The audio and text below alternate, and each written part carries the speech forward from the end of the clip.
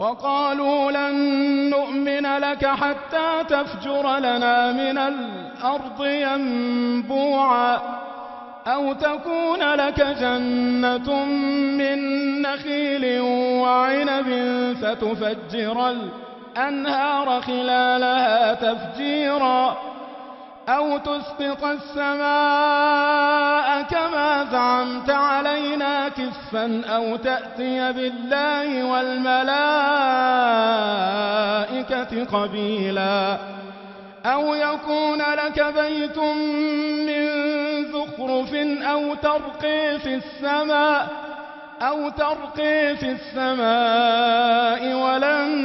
نؤمن لرقيك حتى تنزل علينا كتابا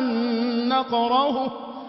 قل سبحان ربي هل كنت إلا بشرا رسولا وما منع الناس أن يؤمنوا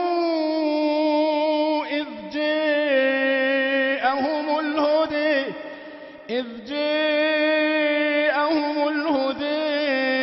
إلا أن قالوا أبعث الله بشرا رسولا قل لو كان في الأرض ملائكة